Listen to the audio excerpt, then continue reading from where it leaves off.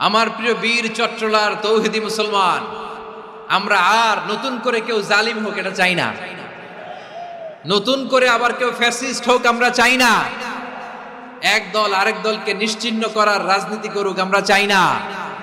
আমরা সুশাসনের বাংলাদেশ চাই, মানবিক বাংলাদেশ চাই, আমরা একটা সমৃদ্ধ বাংলাদেশ চাই। আমরা বিশ্বের বুকে সম্মান নিয়ে মাথা উঁচু করে দাঁড়াতে চাই, ঠিক কিনা বলেন? আল্লাহ বললেন, এটা যদি তোমরা চাও, একটা সমৃদ্ধ সমাজ যদি বিনির্মাণ করতে চাও, মানবিক সমাজ যদি বিনির্মাণ করতে চাও, আমি তোমাদেরকে সেজন্য প্রথমে আদালতের নির্দেশ দিলাম। ইন্নাল্লাহা ইয়া'মুরু বিল আদল, নিশ্চয় আল্লাহ তাআলা তোমাদেরকে ন্যায় বিচার সুশাসন এটার আদেশ দেন। সুবহানাল্লাহ। আদাল, ন্যায় বিচারের আদেশ আল্লাহ তাআলা কোরআনের বিভিন্ন আয়াতে দিয়েছেন। আল্লাহ তাআলা বলছেন, ইন্নাল্লাহা ইয়া'মুরুকুম আন তুআদ্দুল আমানাতি ইলা আহলিহা ওয়া ইযা হাকামতুম বাইনান নাসি আন তাহকুমু বিল আদল ইন্নাল্লাহা নি'ম্মা ইয়া'iদুকুম বিহি ইন্নাল্লাহা কানা সামিআন বাসীরা। আল্লাহ তাআলা বললেন, আল্লাহ আদেশ দিচ্ছেন, যে ব্যক্তি আমানতের হকদার তার হাতে তোমরা আমানত পৌঁছে দাও। আর যখন তোমরা বিচার কার্য করবে, বিচার ফয়সালা করবে, আদালতের সাথে করো। সুবহানাল্লাহ বলেন। ওয়া ইযা হাকামতুম বাইনান নাসি আন তাহকুমু বিল আদল, আদালতের সাথে করবা। আল্লাহ তাআলা বলেন, যারা জাজ হবে, বিচারক হবে, তাদের যদি বাদী বিবাদীর কারো সাথে শত্রুতা থাকে, কারো সাথে যদি কোনো ধরনের রেষারেষি থাকে, আল্লাহ বলেন বিচার কার্য করতে যে ওই শত্রুতা রেষারেষির কারণে আদালতের বাইরে যে অবিচার করে বিচার করো না।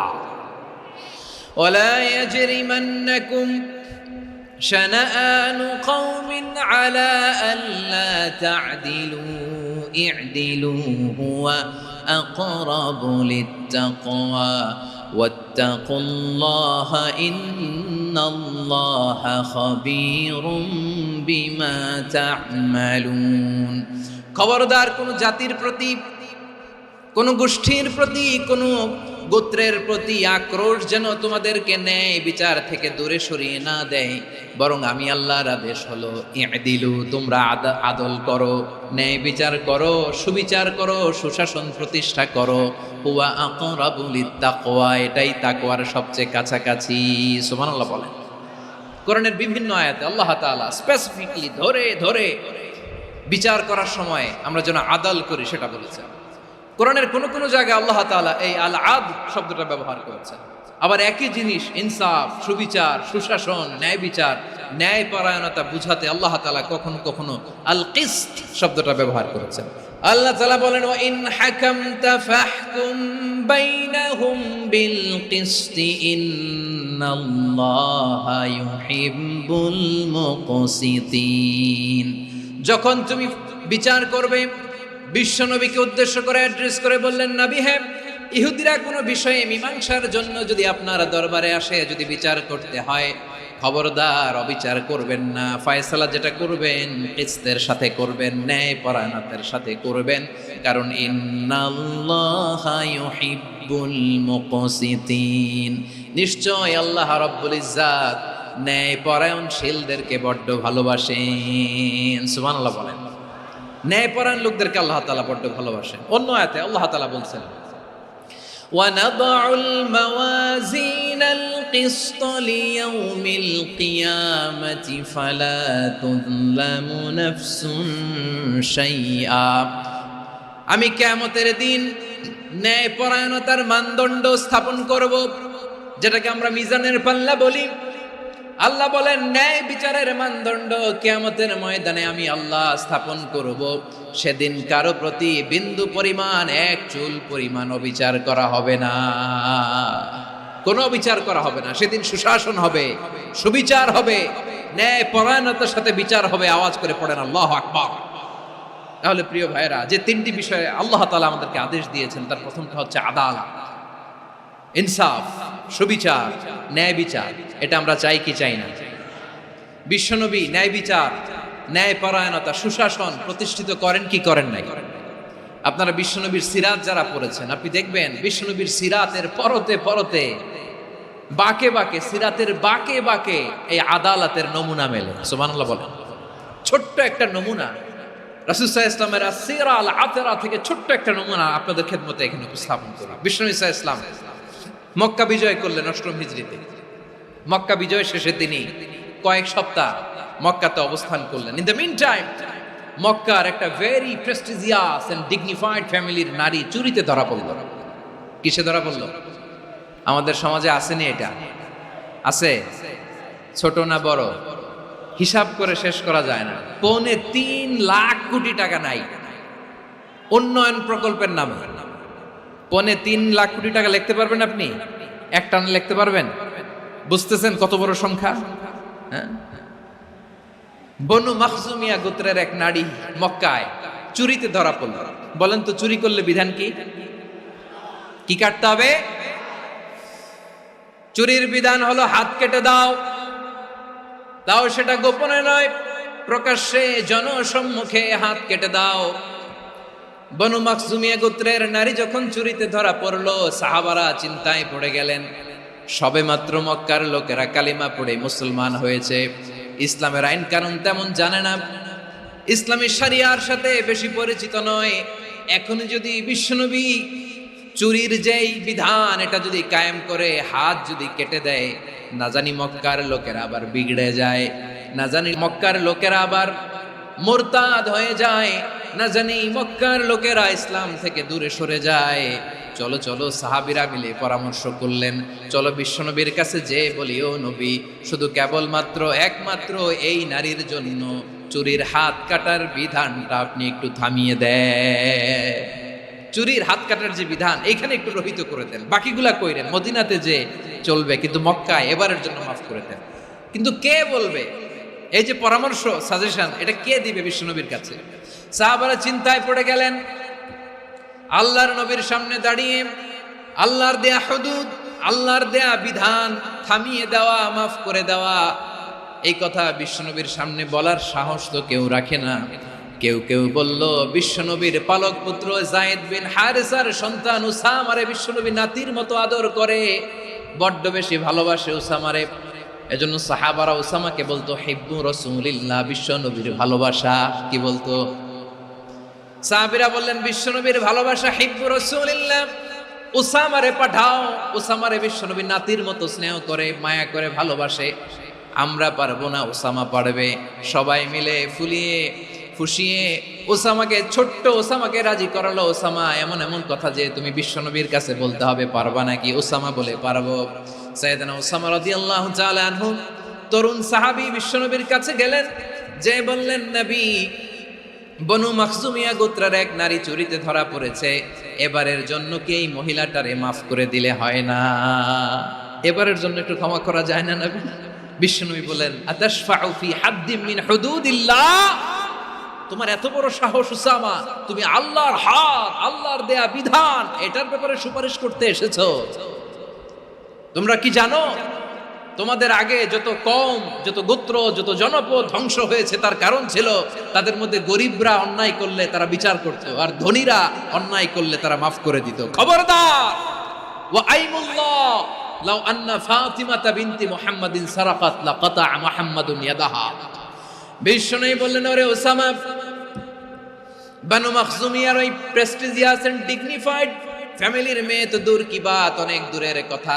জেনে রেখো ওসামা, আমার কলিজার টুকরা নয়নের পুটুলি ফাতেমাও যদি মক্কার জমিনে আজকে এই চুরির দায়ে ধরা পড়তো, আমি বিশ্বনবী মুহাম্মদুর রাসূলুল্লাহ ধরে ফাতেমার ডান হাতটা কেটে দিতে এক বিলম্ব দেরি করতাম না। ইন্নাল্লাহা ইয়া'মুরু বিল আদল, আমাদেরকে জাস্টিস শিখায় পশ্চিমারা, আমাদেরকে ইনসাফ শিখায়, আমাদেরকে সুশাসন শিখায়। আর ইনসাফ, সুশাসন, ন্যায় বিচার, সুবিচার, জাস্টিস কারে বলে বিশ্বনবীর বায়োগ্রাফি থেকে জেনে নাও।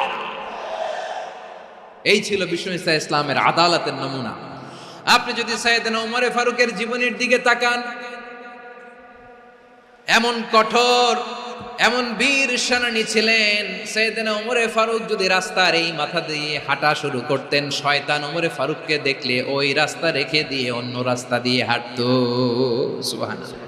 ওমরে ফারুক রাদিয়াল্লাহু তাআলা আনহু কি পার্সোনালিটি ছিল, কি পার্সোনালিটি। আমাদের এলাকায় ছোট বাচ্চারা রাতে ভাত খেতে চায় না, আমার মেয়েটাও খেতে চায় না। এই এটা দিব, ওইটা দিব, আজকে মাহফিলে আসার সময় বলে দিছে লিস্ট করে এটা এটা আনতে হবে। তো ছোট্ট বাচ্চাদের অনেক বায়না থাকে, ওরা রাতে খেতে চায় না। তো মায়েরা বিভিন্ন ভয় দেখায়, এই বাঘ আসবে খাও, এই ভূত আসবে খাও। আপনারা কি বলেন চট্টগ্রামে? ভূত ভূত ভূত আসবে, বাঘ আসবে, খাও খাও খাও, তাড়াতাড়ি খাও। তো বাচ্চারা এগুলো শুনে ভয়ে খেতে শুরু করে। মদিনার জামিনেও একই ঘটনা ঘটতো। মদিনার ছোট্ট ছোট্ট সোনামণিরা খেতে চাইতো না, তো মায়েরা বলতো হা হুয়া ইয়াতি উমর, হা হুয়া ইয়াতি উমর, ওই যে ওমর আসতেছে, ওমর। ওমরে ফারুকের কথা শুনলে বাচ্চারা একেবারে ঠান্ডা। প্রভু তুমি বলেছ রাসূল দেবে না, বলনি দেবে না ওমর, বলনি দেবে না হামজা তারি, খালিদ বিজয় সমর। প্রভু তুমি বলেছ রাসূল দেবে না, বলনি দেবে না ওমর, বলনি দেবে না হামজা তারি, খালিদ বিজয় সমর। প্রভু তুমি বলেছ রাসূল দেবে না। আল্লাহু আকবার। ওমরে ফারুক রাদিয়াল্লাহু তাআলা আনহু, ওনার কথা শুনলে গায়ের মধ্যে গুজবাম হয়, গায়ের পশমগুলো দাঁড়িয়ে যায়। সুবহানাল্লাহ বলেন। কি পার্সোনালিটি ছিল, কি ব্যক্তিত্ব ছিল। মুনাফিকরা ওমরে ফারুককে জমের মতো ভয় পেতে হয়। শয়তান, খুদ শয়তান এই রাস্তা দিয়ে আসলে শয়তান অন্য রাস্তা দিয়ে হাঁটত। ওমরে ফারুক রাদিয়াল্লাহু তাআলা আনহুর জীবনে যদি দেখেন, তাহলে সেখানে আপনি আদালতের, ইনসাফের, সুশাসনের, জাস্টিসের নমুনা দেখতে পাবেন। কয়টা শুনবেন? সাইয়েদনা ওমরে ফারুক রাদিয়াল্লাহু তাআলা আনহুর সন্তান আব্দুর রহমান মিশরে মদ খেয়ে মদ্যপ অবস্থায় ধরা পড়েছে। মদ খাওয়ার কারণে, মদ যদি কেউ পান করে আর যদি প্রমাণিত হয়, তার বিচার হলো 80 বেত। আওয়াজ করে বলেন কয় বেত? বাংলাদেশেও তো এই আইন আছে নাকি? বাংলাদেশে আছে? হ্যাঁ, মদ খাইলে 80 বেত, এই আইন বাংলাদেশে চালু হোক, আমরা চাই কি চাই না? একেবারে সহজ, পানির মতো সহজ হিসাব, একেবারে সহজ।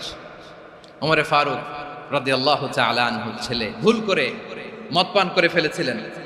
আব্দুর রহমান, ঘটনা ঘটেছে মিশরে। মিশরের গভর্নর তখন আমর ইবনে আস রাদিয়াল্লাহু তাআলা আনহু। আব্দুর রহমানের ভাই যে গভর্নরকে বলল, গভর্নর যদি একটু দয়া করেন, খলিফার ছেলে আমার ভাই আব্দুর রহমান মদ্যপ অবস্থায় ধরা পড়েছে, জনসম্মুখে যদি আপনি বেত্রাঘাত করেন আমাদের প্রেস্টিজ থাকে না, যদি 80 বেত আপনি মারেন আমার কোনো কথা নাই, কিন্তু ঘরের ভেতরে মারেন।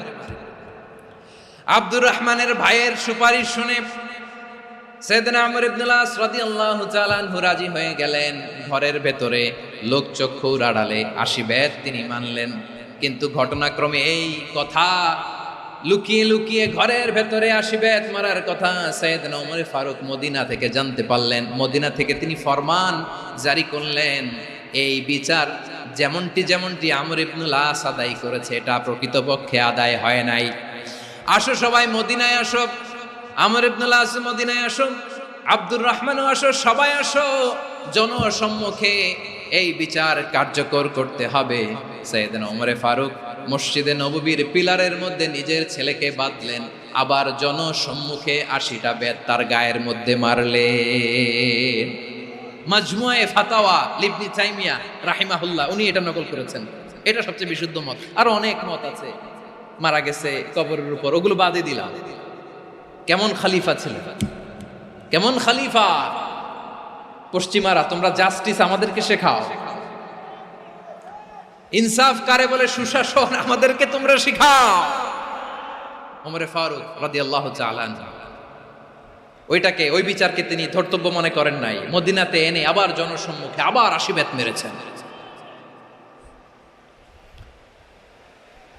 মিশরে ওমরে ফারুক রাদিয়াল্লাহু তাআলা আনহু আমর ইবনে আসকে গভর্নর করে পাঠালেন। সেখানে আমর ইবনুল আসের ছেলে একটা প্রতিযোগিতায় রানার আপ হয়েছে, এক মিশরি সেখানে চ্যাম্পিয়ন হয়েছে। রানার আপ বুঝতে পেরেছেন তো? সেকেন্ড হয়েছে, এক মিশরি হয়েছে চ্যাম্পিয়ন প্রথম। কিন্তু গভর্নরের ছেলে ও জিততে পারে নাই, ও রাগে ওই মিশরির গায়ের মধ্যে কয়েকটা লাঠি দিয়ে বাড়ি মেরেছে। মিশরি যে মদিনাতে ওমরে ফারুকের কাছে বিচার দিলেন, আপনার গভর্নরের ছেলে অন্যায়ভাবে আমার গায়ে হাত তুলেছে। সাইয়েদনা ওমরে ফারুক আবার ফরমান জারি করলেন, আসো মদিনাতে আসো। মিশরীকে ডাকলেন। ওই মিশরের গভর্নর আমর ইবনুল আস রাদিয়াল্লাহু তাআলা আনহুকে ডাকলেন, তার ছেলেকেও ডাকলেন। সবাই বসে রইল।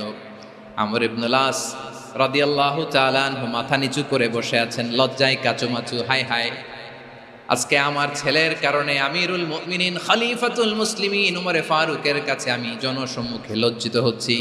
সাইয়েদনা ওমরে ফারুক বললেন, এই নাও লাঠি। গভর্নরের ছেলে তোমার মাথার মধ্যে যতগুলো বাড়ি মেরেছে, আজকে জনসম্মুখে তুমি অতগুলা বাড়ি মারো। মিশরি বলে, থাক, আপনি যে ডেকে আনছেন সবার সামনে এটা বলছেন, এতেই আমি খুশি। আল্লাহু আকবার। আপনার মহানুভবতা দেখে আমি খুশি, আর অপমানের দরকার নাই। ওমরে ফারুক বলে, না, খবরদার, এই কথা মিশরি তুমি বলো না, মারো, যতগুলা বাড়ি মেরেছে মারো। বাধ্য হয়ে মিশরি আমর ইবনুল আসের সামনে ওনার কলিজার টুকরা সন্তানের মাথার মধ্যে বাড়ি মারতে আরম্ভ করলেন। ঠিক যতগুলা বাড়ি গভর্নরের ছেলে আমর ইবনুল আসের ছেলে মিশরির গায়ে মেরেছিল, মাথায় মেরেছিল, মিশরি গুনে গুনে ততটা মারলেন। এই দৃশ্য দেখে ওমরে ফারুক রেগে মেগে আগুন, রাগের চোটে রাগ সামলাতে না পেরে, আর নিজেকে সামলাতে না পেরে মিশরিরে বললেন, ছেলেরে মারা শেষ হয়ে গেলে এবার বাবার টাক মাথার মধ্যে কয়েকটা বাড়ি মার। রাগের চোটে, আউট অফ অ্যাঙ্গার, রাগের চোটে, যে আমার পাঠানো গভর্নর আমর ইবনুল আস তার ছেলেকে কেন আদব তারবিয়া কেন শিক্ষা দিতে পারে না। ছেলেরে মারা হইলে এবার আমর ইবনুল আসের মাথার মধ্যে দুইটা মারো। এটা রাগে বলেছে, এটা শাস্তি হিসেবে না। সুবহানাল্লাহ পড়ো। তোমরা আমাদেরকে সুশাসন শিখাও। বিশ্বনবী বলেন, আদল এটা যেন বিষয় না, এটা দিয়েই মানবিক সমাজ গড়তে হবে। আল্লাহ তাআলা কিয়ামতের কঠিন ময়দানে, যেদিন স্বামী স্ত্রীকে চিনবে না, স্ত্রী স্বামীকে দেখে পালিয়ে যাবে, বন্ধু বন্ধুরে চিনবে না, পীর সাহেব মুরিদরে চিনবে না, মুরিদ পীর সাহেবরে চিনবে না, দলের কর্মী তার নেতারে চিনবে না, নেতা তার কর্মীরে চিনবে না, বন্ধু বন্ধুরে দেখে পালাবে। কঠিন মুহূর্তে সূর্যটা মাথার কাছে চলে আসবে, জমিনটা তামার জমিন হবে। আজকের জমিনের মতো নয়। মানুষ ঘর্মাক্ত, ক্লান্ত, শ্রান্ত মাথার মগজগুলো কানের ছিদ্র আর নাকের ছিদ্র দিয়ে বেয়ে বেয়ে পড়বে। বিশ্বনবী ফরমান, কিয়ামতের ওই কঠিন ময়দানে 7 শ্রেণীর ব্যক্তিকে রব্বুল আলামিন তার আরশের নিচে ছায়া দিবেন। তার মধ্যে প্রথম শ্রেণীর ব্যক্তি হলো ইমামুন আদিল, যে ইনসাফের সাথে বিচার করে, যে জাস্টিস সমাজে সার্ভ করে, যে সুশাসন নিশ্চিত করে, ওই ইমামুন আদিল। আদিল শব্দটা বুঝছেন না? ইন্নাল্লাহা ইয়া'মুরু বিল আদল, পাইছেন? আদিল। 7 শ্রেণীর ব্যক্তিকে আল্লাহ তাআলা সুশীতল আরশের নিচে ছায়া দিবেন, যেদিন তার দেয়া ছায়া ছাড়া কোনো ছায়া থাকবে না। এর প্রথম হচ্ছে ইমামুন আদিল, ন্যায়পরায়ণ শাসক। চিল্লায় বলেন সুবহানাল্লাহ। আবার বিশ্বনবী বললেন, ইন্নাল মুকসিতিনা ইনদাল্লাহি আলা মানাবিরা মিন নূর আন ইয়ামিনির রহমান। কিয়ামতের দিন যারা ন্যায়পরায়ণ হিসেবে আল্লাহর সামনে দাঁড়াবে, কিয়ামতের দিন রব্বুল আলামিন তার আরশের ডান দিকে ওই ন্যায়পরায়ণ লোকদের জন্য আরশের ডান দিকে একটা নূরের মিম্বারে তাদেরকে বসার সুযোগ করে দিবে। আল্লাহর আরশের ডান দিকে ন্যায়পরায়ণ লোকদের জন্য আল্লাহ তাআলা নূরের মিম্বার বানাবে। 4টে কেন কথা মনে করেছেন? আল আদাল, জাস্টিস। ইন্নাল্লাহা ইয়া'মুরু বিল আদল। আল্লাহ তাআলা এই আদালতের নির্দেশনা দেন, সুবিচার, সুশাসন। প্রিয় ভাইয়েরা, এটা আমরা বাংলাদেশে চাই কি চাই না? এই যে অরাজকতা, এই যে অন্যায়, এই যে জুলুম, এই যে ইনকনসিস্টেন্সি সমাজের অসঙ্গতির প্রধান কারণ জাস্টিস নাই, সুবিচার নাই, সুশাসন নাই। শেষবারের মতো আওয়াজ করে বলেন তো, আমরা বাংলাদেশে আদল চাই কি চাই না? তাহলে প্রথম নির্দেশনা শেষ। আল্লাহ তাআলা তোমাদেরকে আদলের আদেশ দেন। এরপরে আল্লাহ বললেন আমি তোমাদেরকে ইহসানের আদেশ দেই। ইন্নাল্লাহা ইয়া'মুরু বিল আদলি ওয়াল ইহসান, আমি তোমাদেরকে যেমনি আদলের নির্দেশনা দেই তেমনি ভাবে তোমাদেরকে ইহসানের নির্দেশনা দেই। ইহসান, আওয়াজ করে সবাই বলেন তো ইহসান।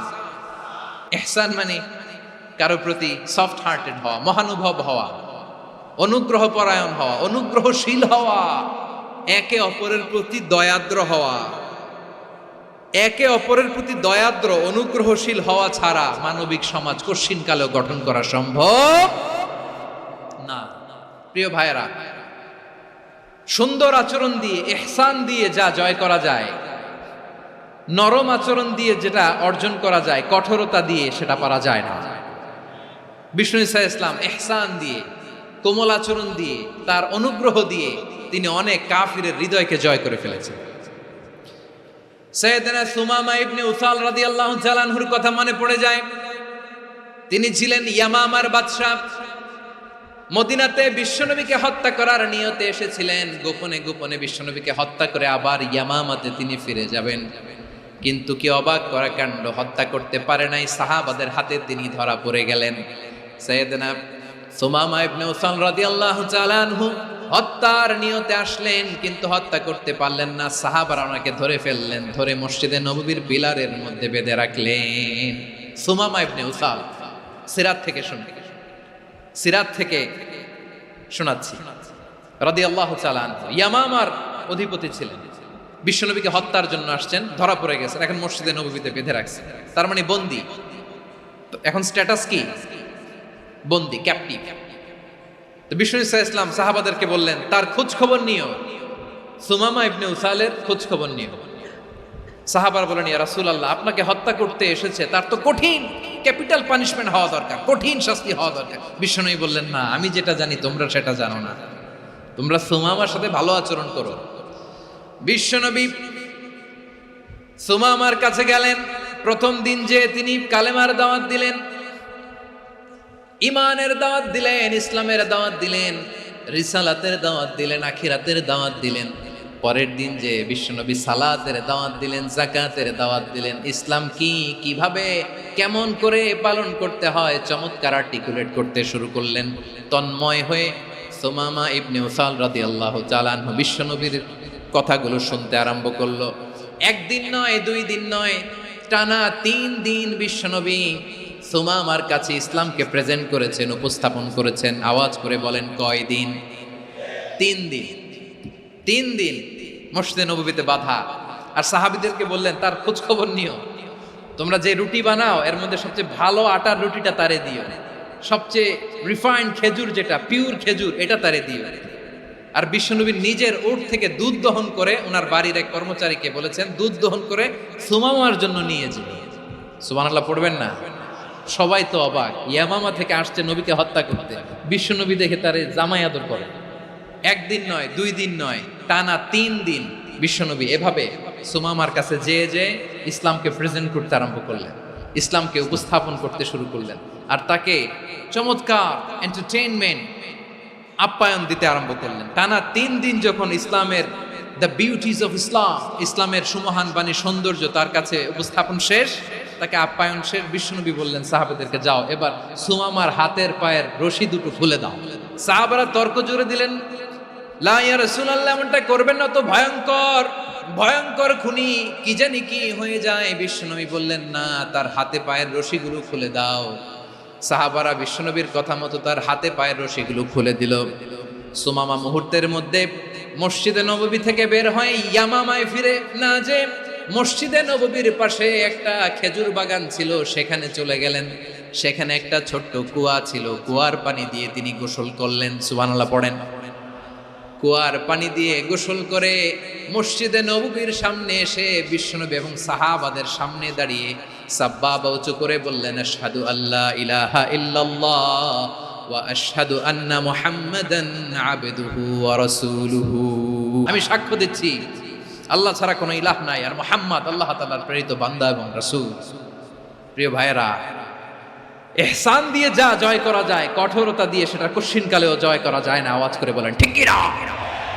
এবার সুমামা দাঁড়িয়ে বলে, ওগো নবী, আমি তো কালিমা পড়ে মুসলমান হয়ে গেলাম, এবার শোনেন, এই মুহূর্তের আগে আপনার চেহারার চাইতে নিকৃষ্ট কোনো চেহারা আমার কাছে ছিল না, কিন্তু শাহাদা পাঠ করার পরে আপনার চেহারার চাইতে উত্তম শ্রেষ্ঠ কোনো চেহারা আমার কাছে আর নাই। ও নবী, আজকের দিনের আগে ইসলাম ধর্মের চেয়ে নিকৃষ্ট অপছন্দনীয় কোনো ধর্ম আমার কাছে ছিল না, কিন্তু এই মুহূর্ত থেকে ইসলামের চেয়ে সেরা শ্রেষ্ঠ পছন্দনীয় কোনো ধর্ম আমার কাছে নাই। নবী গো, আজকের দিনের আগে মদিনার চাইতে অপছন্দনীয় নিকৃষ্ট কোনো শহর আমার কাছে ছিল না, কিন্তু এই মুহূর্তের পর থেকে মদিনার চাইতে কোনো শ্রেষ্ঠ শহর আমার জানা নাই। সে ছিল গমের বড় ডিলার, গম বেচত। কি বেচত? তার গম কিনে মক্কার লোকেরা রুটি খাইতো। সে ঘোষণা দিল, আজকে থেকে মক্কাবাসীদের জন্য সব গম আমি হারাম করে দিলাম, মক্কাবাসী এখন না খেয়ে মরে। সুবহানাল্লাহ পড়বেন না? মক্কাবাসী বিশ্বনবীর কাছে আসলেন, এসে বললেন, মুহাম্মদ, আমরা তো তোমার ভাই, তোমার চাচা, তোমার ভাতিজা, তোমার আত্মীয়, তুমি সুমামারে বলো সে যেন আবার গমের সাপ্লাই মক্কার জন্য অনুমতি দিয়ে দেয়। বিশ্বনবীর অনুমতি ক্রমে সুমামা আবার মক্কাতে গম পাঠাতে শুরু করলো। পড়েন সুবহানাল্লাহ। ইহসান, ইহসান দিয়ে আপনি যেটা জয় করতে পারবেন, you can win the heart of your enemies. ইহসান দিয়ে আপনি আপনার শত্রুর হৃদয়কে জয় করতে পারবেন। এজন্য আল্লাহ বললেন, ওয়া আনফিকু ফি সাবিলিল্লাহি ওয়া লা তুলকু বিআইদিকুম ইলাত তাহলুকা ওয়া আহসিনু ইন্নাল্লাহা ইউহিব্বুল মুহসিনিন। তোমরা আল্লাহর রাস্তায় দান করবে আর নিজেরা নিজেদেরকে ধ্বংসের হাতে ঠেলে দিও না। তোমরা একে অপরের প্রতি ইহসান করবে, কারণ ইহসানকারীদেরকে আল্লাহ বড্ড ভালোবাসেন। সুবহানাল্লাহ পড়েন। আবার সূরা রহমানে আল্লাহ বললেন, হাল জাযাউল ইহসানি ইল্লাল ইহসান ফাবিআইয়ি আলা, সবাই পড়েন, ফাবিআইয়ি আলাই রাব্বিকুমা তুকাযযিবান। ইহসানের প্রতিদান হিসেবে ইহসানি হয়।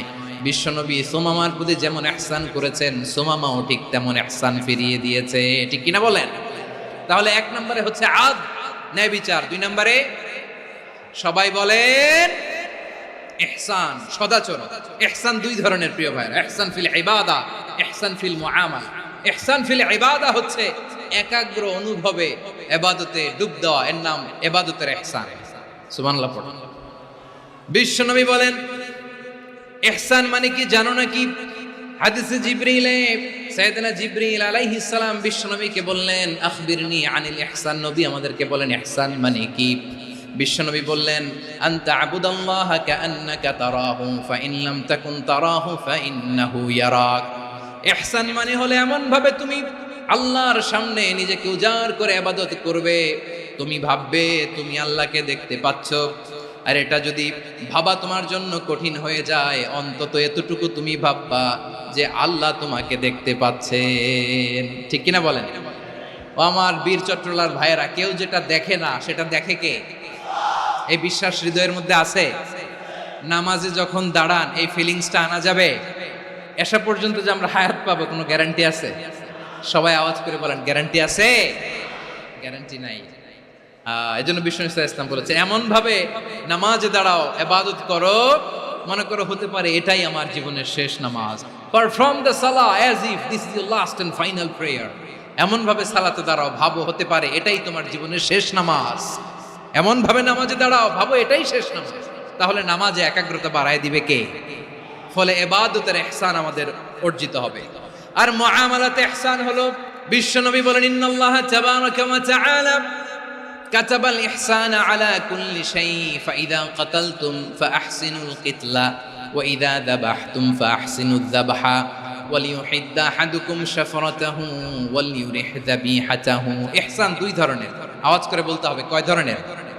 একটা হচ্ছে ইহসান ফিল ইবাদা, ইবাদতে ইহসান। ইবাদতে ইহসান কি? একাগ্র অনুভব দিয়ে ইবাদত করা, মন প্রাণ দিয়ে ইবাদত করা। আর মুআমালাতে ইহসান কি? সব কাজে, দৈনন্দিন কাজে, কর্মে, সামাজিক অ্যাক্টিভিটিতে কোমলতা প্রদর্শন করা, অনুগ্রহের সাথে সবকিছু করা, আল্লাহ তাআলা ইন্নাল্লাহা তাবারাকা ওয়া তাআলা কাতাবাল ইহসানা আলা কুল্লি শাই, তিনি সব কিছুর ব্যাপারে ইহসানকে আবশ্যক করেছেন। সবকিছু মুমিনের সব কাজে ইহসানের পরশ থাকবে। ওয়া ইযা কাতালতুম ফাহসিনুল কিতলা, বিষ্ণু বলেন তুমি যখন কাউকে হত্যা করো ইহসানের সাথে করো। সুবহানাল্লাহ পড়বেন না? যখন হত্যা করো তখনও ইহসানের সাথে। আচ্ছা হত্যা করবো আবার ইহসান আসবে করতে, করে তো মেরেই ফেলবো আমি। আল্লাহ, ও ভাই একজন খুন করেছে, খুনি রাষ্ট্রীয় আইনে তার শাস্তি হয়েছে ডেথ পেনাল্টি, মৃত্যুদণ্ড। এখন মৃত্যুদণ্ড দেখে আপনি যেমনি মন চায় তেমনি মারবেন লোকটারে? ওর নাক কেটে ফেলতে পারবেন? ওর কান কাটতে পারবেন? ওর চোখ উপড়ে ফেলতে পারবেন আপনি? যেমন মন চায় তার অঙ্গহানি করা যাবে না, ইহসানের সাথে তাকে হত্যা করা। সুবহানাল্লাহ, this is Islam, this is the true essence of Islam. ওয়া ইযা যাবাহতুম ফাহসিনু যাবহা, যখন জবাই করবে তখনও ইহসানের সাথে জবাই করবে। করব জবাই, ওইখানেও নাকি ইহসান। আচ্ছা কুরবানির দিন আমরা পশুগুলোরে কি করি বলেন সবাই আওয়াজ করে? জবাই। জবাই মানে তো এটারে মেরেই ফেলতেছি, একটু পরে তো টুকরো টুকরো করে গোশতগুলো খাবো, এটা তো খাবো, এটা তো মেরেই ফেলবে। বিষ্ণু বলে না, জবাইয়ের মধ্যেও মুমিনের জবের ভেতরেও ইহসানের পরশ থাকা চাই। যখন জবাই করবে প্রাণীটাকে হাত পা টাইট করে বেঁধে নাও, ছুরিটাকে শার্পেন করে নাও, ধারালো করে নাও, যাতে অল্প সময়ে জবাইটা হয়ে যায়, প্রাণীটা যাতে কম কষ্ট পায়। সুবহানাল্লাহ পড়ে। দিস ইজ কল্ড ইহসান। আল্লাহ তাআলা যেমনি আদলের আদেশ করেছেন, ন্যায় বিচার জাস্টিস এনশিওর করতে বলেছেন, সমাজে ইহসানের ব্যবহার, ইহসানের অনুশীলন তিনি করতে বলেছেন। এজন্য মুমিনের প্রতিটি কাজে, আমার চট্টগ্রামের ভাইয়েরা আমার দিকে তাকান, খেয়াল করে শুনুন, মুমিন জীবনের প্রতিটি কাজে ইহসানের পরশ থাকা চাই। আমরা যেন আমাদের পরিবারের প্রতি ইহসান করি, আমরা যেন আমাদের কর্মচারীদের প্রতি ইহসান করি, আমরা যেন আমাদের কলিগদের প্রতি ইহসান করি, আমরা যেন আমাদের ভাইদের প্রতি ইহসান করি। মুমিন জীবনের প্রতি কাজে ইহসানের পরশ থাকার দরকার আছে না নাই? কথা বুঝতে পেরেছেন? তাহলে আল্লাহ তাআলার তিনটা আদেশ ছিল, কয়টা গেল? প্রথমে কি ছিল? আদল। 2 নম্বরে